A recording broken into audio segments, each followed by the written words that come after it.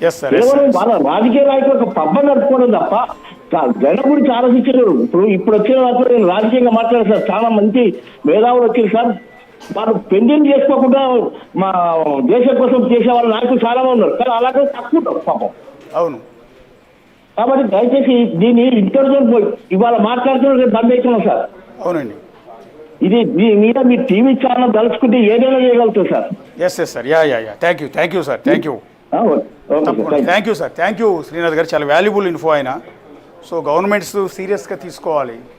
ఈ గంజాయి అనేది నిషేధం ఉంది, పట్టుకుంటున్నారు, అది కూడా పట్టుకోవడం తూతూ మంత్రంగానే చేస్తున్నారు. సో చాలా చోట్ల ఈరోజు కూడా గంజాయి విచ్చలవిడిగా సప్లై అవుతుంది, దాన్ని అరికట్టాలి. ఇప్పుడు కులవర్ధన్ అనేవాడు కూడా గంజాయి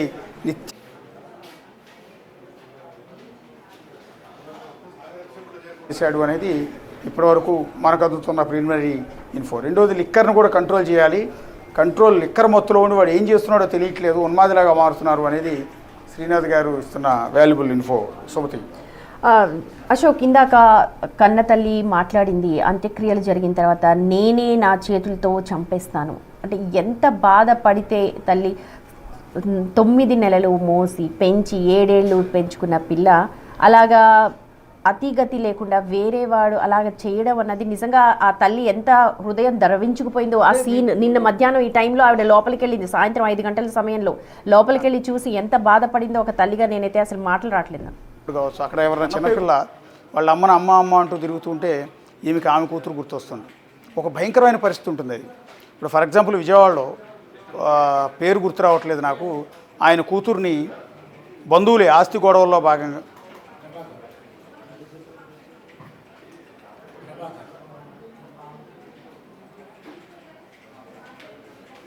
అమ్మ అంటూ తిరుగుతుంటే ఈమెకి ఆమె కూతురు గుర్తొస్తుంది. ఒక భయంకరమైన పరిస్థితి ఉంటుంది అది. ఇప్పుడు ఫర్ ఎగ్జాంపుల్ విజయవాడలో పేరు గుర్తు రావట్లేదు నాకు, ఆయన కూతుర్ని బంధువులే ఆస్తి గొడవల్లో ఫర్నెస్లో పెట్టి మనం దీని గురించి మాట్లాడదాం అశోక్. ఒక్కసారి నెల్లూరు నుంచి కాలర్ ఉన్నారు, ఈశ్వర్ కాల్ చేస్తూ ఉన్నారు. ఈశ్వర్ గారు మాట్లాడండి సార్, ఈ ఘటనకు సంబంధించి మీరు ఏమనుకుంటున్నారు? నమస్తే మేడం. ఇప్పుడు అందరూ ముందు అంటున్నారు, గంజాయి అంటున్నారు, ఇదంతా కాదు మేడం దీనికి సమస్య. ఇలాంటి వాళ్ళు విచ్చలవిడిగా చేయటం కారణాలు ఏంటంటే స్థానిక రాజకీయ నాయకులు, ఈ కార్పొరేటర్ స్థాయి అయితే నెంబర్లు అయితే ప్రెసిడెంట్లు అయితే ఇటువంటి తప్పులు చేసిన వాళ్ళు మళ్ళా క్షమిస్తున్నారు. అన్నదండలకు ఒక ఆడ మనిషి మీద చేసి ఒక ఆడ మనిషిని కొట్టారని ఇంకో వెళ్ళి కంప్లైంట్ చేస్తే ఒక ఫోన్తో బయటకు వస్తున్నారు, వాళ్ళ మీద యాక్షన్ ఉంటున్నారు. ఇలాంటి పరిస్థితుల్లో ఆడవాళ్ళంటే ఏం రెస్పెక్ట్ ఇస్తారు?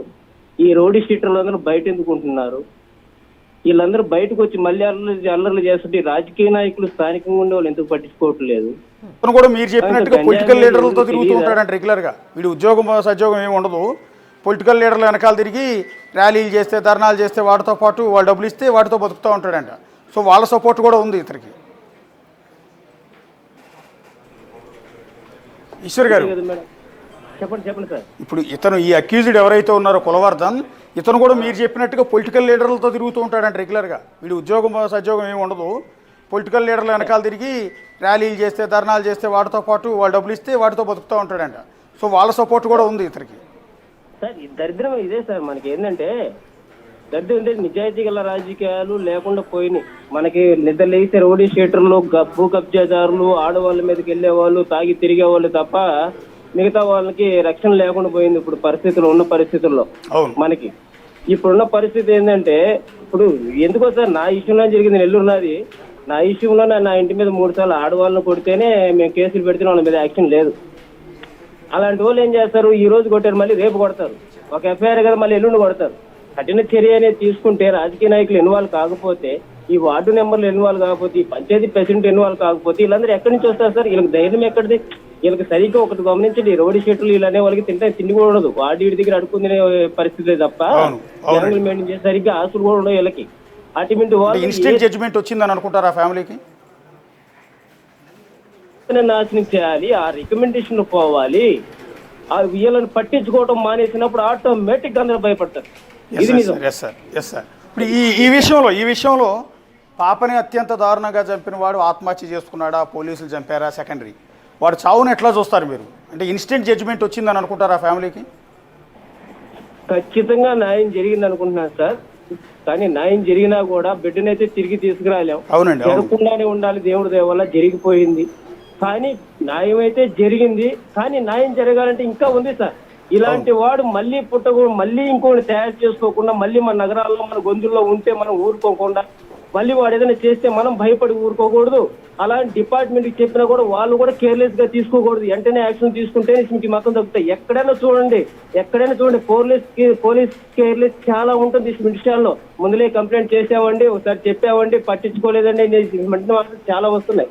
కఠిన చర్యలు అవతల వాడు రోడ్ షీట్ అయినప్పుడు, గాలి తిరుగుతున్నప్పుడు, గంజా మత్తుకు బాధిస్తైనప్పుడు వాళ్ళని కఠిన చర్యలు తీసుకుంటే తప్ప, అంటే పోలీసు వారు తీసుకోవట్లేదని కాదు, కొన్ని చోట్ల వాళ్ళకున్న కానిస్టేబుల్స్ లేకపోతే వాళ్ళకున్న పలుకుబడి, వాళ్ళకున్న సర్పంచ్లో ఇళ్ళని పెట్టుకుని బయటకు వచ్చేస్తున్నారు. వీళ్ళు ఒక ఫోన్ కాల్తో బయటకు వచ్చేస్తున్నారు. కేసు పెట్టినోడు సాయంత్రం స్టేషన్ లో ఉంటాడు, వీళ్ళు మాత్రం బయట తిరుగుతారు సార్. ఇలా ఉండే పరిస్థితి నేను చెప్తుంది. ఆ తల్లికైతే న్యాయం జరిగింది అనుకుంటాం కన్నా ఆ కడుపు కోత ఎవరు తీర్చలేను. అవునండి, అవును, కడుపు కోత తీర్చలేనిది. అవును, న్యాయం జరిగిందంటే అనుకో నాకు నోరు రావట్లేదు. అతను చచ్చిపోయినంత మాత్రం న్యాయం జరిగిందని నేను అనుకోవట్లేదు. వాళ్ళ అమ్మగారు ఉన్నారు కదా, వాళ్ళ అమ్మగారు పెంచి పోషించింది కదా, అవునండి, ఆవిని కూడా తీసుకొచ్చి అసలు ఏం జరిగిందని పూర్తి స్థాయిలో విచారణ జరపాలి. సార్. థ్యాంక్ యూ ఈశ్వర్ గారు. ఈశ్వర్ గారు చెప్పినట్టు ఆ తల్లికి కంప్లీట్ న్యాయం జరిగినట్టు కాదు, ఎందుకంటే చనిపోయిన బిడ్డ అయితే మళ్ళీ రాదు. కాకపోతే ఇంకో బిడ్డ బలి కాకుండా ఈ కామాంధుడి చేతిలో పడి ఇన్స్టెంట్ జడ్జిమెంట్ అయితే దొరికిందని తప్ప బిడ్డ అయితే రాదు. ఆ బిడ్డతో ఉన్న జ్ఞాపకాలు ఎక్కడికి కూడా చెరిగిపోవు.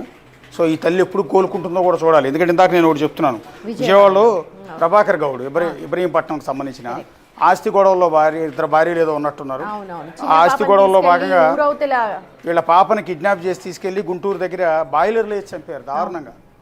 కూతురు లేదన్న బాధలో సాయంత్రానికి చచ్చిపోయాడు. అటాచ్మెంట్ అలా ఉంటుంది, తండ్రి కూతురు బంధం, తల్లి కూతురు బంధం అలా ఉంటుంది. కూతురు లేదన్న బాధలో తండ్రి చచ్చిపోయాడు. సో ఇవాళ ఈ తల్లి ఎప్పటికి కోలుకుంటుందనేది చూడాల్సింది. ఇది ప్రతి ఒక్కరికి సంబంధించింది. ఇవాళ కేవలం ఆ చిన్నారి పాపకో, ఆమె తల్లికో, ఆమె తండ్రికో సంబంధించింది కాదు, మనందరికీ సంబంధించిన అందుకే మొత్తం ప్రతి ఒక్కరు కూడా, స్థానికులందరూ కూడా ఏకతాటి మీద వచ్చారు. ఏంటి మా పిల్లల భవిష్యత్తు ఏంటి, రేపు ఈ రోజు ఇది జరిగింది, రేపు ఇంకోటి జరగదని ఏంటి గ్యారంటీ అని చెప్పి ఓన్ చేసుకుంటున్నారు. ఇవాళ మా బిడ్డ ఇది మాకు జరిగిన అన్యాయం అని. సో ఇవాళ ఇన్స్టెంట్ జడ్జిమెంట్ ఏదైతే వాడు చెరువులో దూకి చచ్చాడని తెలియగానే రెండు రాష్ట్రాల్లో ఉన్న తెలుగు ప్రజలే కాదు, వేరే కంట్రీస్లో ఉన్న తెలుగు ప్రజలు, మనకు వస్తున్న మెసేజ్లు చూస్తే అర్థమవుతుంది, వాళ్ళు సోషల్ మీడియా వేదికగా పంచుకుంటున్నారు న్యాయం జరిగింది అని. అంత హ్యాపీగా ఫీల్ అవుతున్నాడు వాడు చచ్చాడు అనగానే. రైట్ అశోక్, మనకు ఇంకో కాలర్ ధర్మవరం నుంచి చంద్రశేఖర్ కాల్ చేస్తున్నారు. చంద్రశేఖర్ గారు, మదనపల్లి ఘటన మీరు ఎలా చూస్తారు? న్యాయం జరిగింది అని మీరు అనుకుంటూ ఉన్నారా ఆ కన్న తల్లికి? బిగ్ టీవీ యాజమాన్యానికి hats off madam. Thank you అండి. మీరు పదే ఆ యొక్క ఫొటోస్ అని పెట్టడం వల్ల మొత్తం జనాల్లో అంతా కూడా ఒక న్యాయం జరగాలనేటువంటిది అందరూ కూడా ఏకతాటిపై వచ్చి మరి ఆయనకైనా స్వచ్ఛందంగా సూసైడ్ చేసుకునే పరిస్థితి తీసుకుని వచ్చారు. కాబట్టి ఇదంతా దీనికి మెయిన్ కారణము మీ బిగ్ టీవీ యాజమాన్యం. సో వాళ్ళకు మా యొక్క స్పెషల్ థ్యాంక్స్ అండి. తర్వాత ఇది ఎట్లా ఉంటుందంటే పరిస్థితి ఒక్కరిని నిందించడం కాదండి. ఒక మీడియా ఏం చేయలేదు, సొసైటీ ఏం చేయలేదు, పోలీస్ అధికారులు కూడా ఏం చేయలేదు. మొట్టమొదటగా పిల్లల్ని పెంచేటువంటి తల్లిదండ్రులు, అక్కడ పిల్లవాడు ఎక్కడ ఉంటాడు, ఇంట్లో ఉంటాడు అన్నమాట. ఇంట్లో నుంచినే మరి ఆడవాళ్ళని గౌరవించడం నేర్చుకోవాలి. తర్వాత స్కూల్లో చెప్పాలి. మొట్టమొదటగా ఈ మద్యపానము, గంజాయి ఈ రెండు కూడా మన రాష్ట్రంలో లేకోకుండా తీసేయాలి.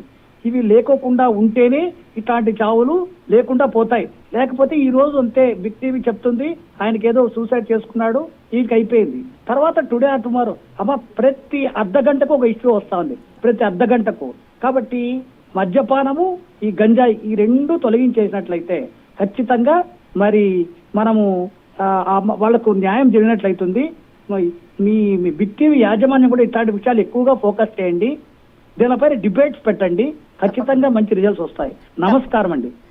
మీరు ఇచ్చిన సలహా చాలా వాల్యుబుల్ అండి. ఎందుకంటే నిన్న ఉదయం నుంచి పాప ఇన్సిడెంట్ జరిగినప్పటి నుంచి ఇప్పటి వరకు ఇష్యూ మొత్తాన్ని హైలైట్ చేసింది, తెర మీదకి తీసుకొచ్చింది ఒక బిగ్ టీవీ మాత్రమే. సో మీలాంటి వాళ్ళ అప్రిషియేషన్ ఏదైతే ఉందో అది మాకు ఇంకా బూస్టప్లు ఇస్తుంది. సో ప్రజల తరఫున ఫైట్ చేయడానికి, ప్రజలకు సంబంధించిన వార్తలు ఇవ్వడానికి మాకు ఆశ్చర్యం ఏంటంటే ఆంధ్రప్రదేశ్, తెలంగాణలో ఉన్న అనేక న్యూస్ ఛానల్స్ ఇష్యూని అసలు సీరియస్గా తీసుకోలేదు. ఎందుకో ఆశ్చర్యం వేసింది. నిన్నటి నుంచి కూడా మేము ఎదురుగా పెట్టుకుని మనం టెలికాస్ట్ చేయడంతో పాటు మనం ఒక్కళ్ళమే టెలికాస్ట్ చేస్తున్నాం, మిగిలిన వాళ్ళు ఏదో చిన్న వార్త కింద ఇచ్చి వదిలేస్తున్నారు. ఎందుకు దీన్ని ఇంత లైట్ తీసుకుంటున్నారు? ఒక పాప ప్రాణం పోయింది, ఒక ఇష్యూ ఇంత దుర్మార్గంగా వ్యవహరించాడని మేమే బాధపడుతున్న పరిస్థితి ఏర్పడుతుంది. సో మేము నిన్న నుంచి టెలికాస్ట్ చేసినందుకు ఇవాళ వాడు ఆ చావు చచ్చాడు. సో దాన్ని జనంలోంచి అతను లైవ్ ఇచ్చాడు. వాళ్ళు మాట్లాడే ప్రయత్నం, కొంతమంది తాగి కొంత బాధలో ఉన్నారు. ఆ బాధలో మన వాళ్ళ మీద కొద్దిగా దాడి కూడా చేశారు. నిజానికి మీరందరూ చేంజ్ చేస్తారు అయినా కూడా అక్కడ నుంచి వార్తలు టెలికాస్ట్ చేశాడు. పోలీసుల దగ్గరికి వెళ్ళాడు, రాత్రి అంతా ఉన్నాడు. ఉదయం కూడా ఫస్ట్ వీడు చచ్చాడన్న విషయాన్ని కూడా బ్రేక్ చేసింది మనమే. సో ఇంతలా నడుపుతూ ఉన్నాం. సో దానికి ప్రజల నుంచి ఉన్న ఆ రిసీవింగ్ అంటే ఇలాంటి పబ్లిక్ సమస్యల్ని ప్రజల దృష్టికి తీసుకెళ్తే, ప్రభుత్వాల దృష్టికి తీసుకెళ్తే వీటి మీద ఒక చర్చ పెట్టాలనే డిమాండు వియర్స్ నుంచి వస్తుంది. ఇవాళ మాట్లాడిన చంద్రశేఖర్ గారు చెప్తున్నారు, ఇలాంటి ఇష్యూ జనాల్లోకి విపరీతంగా వెళ్ళాలి, అవగాహన రావాలి, ఒక అవేర్నెస్ క్రియేట్ కావాలి, ఒక భయం క్రియేట్ కావాలి. సో పిల్లల్ని ఎలా పెంచాలన్న దాని మీద ప్రజల సొసైటీ మొత్తం ఆలోచించాలి. సో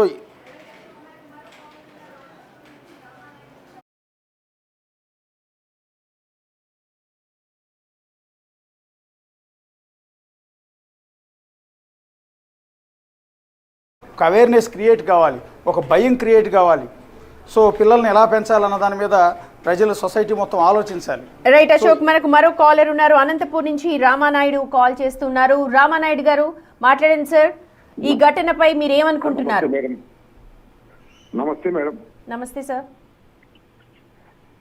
ఇది హృదయ విదారక దుర్ఘటన మేడం. ఇటువంటి వారిని పబ్లిక్ లోనే కాల్చిపడే చంపాలి, లేదా చిత్రవద చేసి చంపాలి మేడం. ఓకే, దుబాయ్ లాంటి శిక్షలు, దుబాయ్ మాదిరిగా శిక్షలు అమలు చేయాలి. ఇంత దుర్మార్గం జరగకూడదంటే వాడిని పచ్చిగా, ఇప్పుడు ఏమైనా చెరువులో పడ్డాడో పడేసినా తెలియదు కానీ వాడిని పచ్చిగా 10 మందిలో వాడిని చీల్చి చెండాడు చంపితే ఇంకా బాగుండని నాకు అనిపిస్తుంది మేడం. సేమ్ దుబాయ్ మాదిరిగా అమలు చేయమంటారు రామానాయుడు గారు సార్. అంటే దుబాయ్ మాదిరిగా ఇందాక అదే మాట్లాడాం. దుబాయ్లో ఇలాంటి తప్పుడు పని చేస్తే నడి రోడ్డు మీద స్తంభానికి కట్టేసి రాళ్లతో కూడా చంపుతారు. చిత్రవద సార్, చిత్రవద ఒక్కొక్క కన్న తీసి పీల్చి కిప్పి చేసి వాడిని ప్రాణం ఉండగానే వాడిని శిక్ష అనుభవించారు సార్. వాడు ఎవరైనా కావచ్చు సార్, వాడు మన కుటుంబ సభ్యుడా, మన దేశస్తుడు ఎవరైనా కావచ్చు, వాడిని పని చేయాలి సార్. అవునండి, అట్లా చేసేసారి ఇంకొకటి చేసి భయపడతా సార్. అది నిజంగా చెప్పాలంటే అసలు నేను అదేదో సొంతంగా మా ఇంట్లో జరిగినంత ఫీల్ అవుతుంది, అంత బాధ అవుతుంది సార్ నాకు నిజంగా. ఎటువంటి పరిస్థితులు ఇటువంటి వారిని ములాద పెట్టకుండా చీల్చి చండాడాలి సార్. సార్ ఇప్పుడు మీ ఈ బిగ్ టీవీ మాత్రం చాలా మంచి అవకాశం ఇచ్చారు సార్. దీనికి మాత్రం ఒప్పుకోవాల్సిన మంచి సార్ ఇది. Thank you sir. మీరు ఎలా బాధపడ్డారో నిన్నటి నుంచి తెలుగు రాష్ట్రాల్లో ఉన్న ప్రతి ఒక్క ఇంట్లో కూడా ఇదే రకమైన బాధ అనుభవించారండి. టీవీలో బ్రేకింగ్స్ చూసి, ఆ పాప ఫోటో చూసి, ఆ అమ్మాయి ఎంత క్షోభ అనిపించింది అది ఎవరికి తెలుసు సార్. ఆ తల్లి కూడా అనుభవిస్తే తెలియదు సార్ ఆ అనుభవం ఎటువంటిది. ఆ అమ్మాయికి మాత్రమే తెలుసు. పసి బిడ్డ బంగారం లాంటి కూతురు పాపం. దీనికి న్యాయం చేయాలంటే ఎవరు చేయలేరు సార్. ఇది దేవుడు ప్రత్యక్షంగా దేవుడే దిగి వచ్చి న్యాయం చేయలేరు సార్.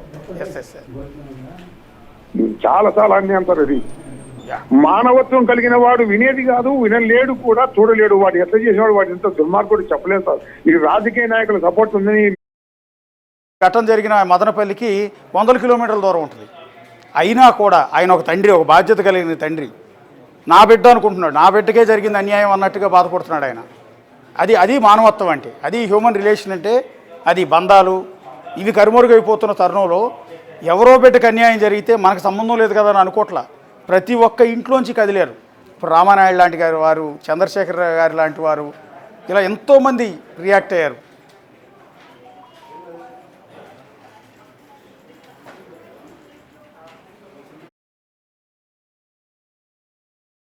అయిపోతున్న తరుణంలో ఎవరో బిడ్డకు అన్యాయం జరిగితే మనకు సంబంధం లేదు కదా అని అనుకోవట్లా.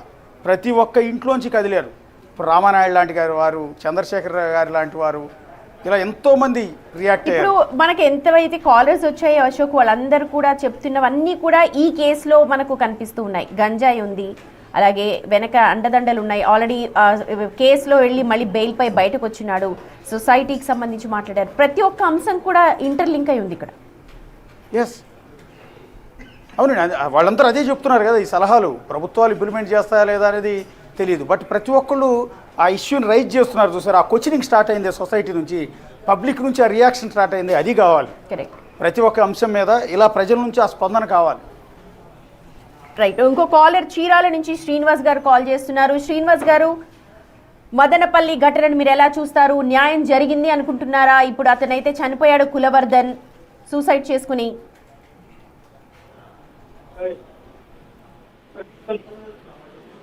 శ్రీనివాస్ గారు, మీ మాట సరిగా వినిపించట్లేదండి. హలో, ఇప్పుడు చెప్పండి సార్. మేడం, అది పీసీఆర్ అండి, బిగ్ టీవీ. అవునండి, చెప్పండి సార్. మేడం, మేము న్యూస్ చూసి ఫోన్ చేసామండి, మాట్లాడదామని. చెప్పండి సార్. యా చెప్పండి సార్, చెప్పండి సార్. అశోక్ గారు నమస్తే సార్. యా నమస్తే అండి. సార్ అశోక్ గారు, నేను మీకు బిగ్ ఫ్యాన్ అండి. నేను మార్నింగ్ కూడా మీ న్యూస్ చూశాను. ఓకే. ఈ రోజు జరిగిన ఈ న్యూస్ అనేది సభ్య సమాజం కూడా తలదించుకునే రోజు అండి. అవునండి. అయితే మీరు మార్నింగ్ మీరు మాట్లాడుతూ ఒక వాయిస్ చెప్పారు. ఏమన్నారంటే, మన ఇంట్లో మన పిల్లగాళ్ళు ఉంటే ఎలా మనం కష్టపడతామో, ఎలా బాధపడతామో మనం ఆలోచించుకోవాలని చెప్పారు. నాకు కూడా వచ్చేసి నాకు 35 ఇయర్స్ అండి. ఓకే. నాకు చిన్న పాప, నాకు 10 ఇయర్స్ పాప ఉంది. ఓకే. మీరు మార్నింగ్ అలా మాట్లాడుతూ ఉంటే నాకు కళ్ళమ్మటి నీళ్లు తిరిగి వచ్చాయి. ఓకే. నాకు ఎలా బాధ అనిపించిందంటే, మన పాప కూడా అలానే ఉంటే మనం ఈరోజు ఎలా టెన్షన్ పడతాము, ఎంత బాధపడతాము, ఎలా ఉంటాము అనే ఒక ఆలోచన నాకు వచ్చి మీరు ఇప్పుడు ఫోన్ చేయమంటే నేను ఫోన్ చేసి మాట్లాడాను. ఇలాంటి వాళ్ళు మన ప్రతి ప్రభుత్వంగా సార్, తెలంగాణ అండ్ ఆంధ్ర. మాది వచ్చేసి భద్రాద్రి కొత్తగూడెం జిల్లా సార్ మాది. ఓకే. మా తెలంగాణ అయినా సరే, నేను ఈ రోజు పాప గురించి తెలుసుకుంటే నాకు చాలా బాధ అనిపించింది మార్నింగ్. ఓకే.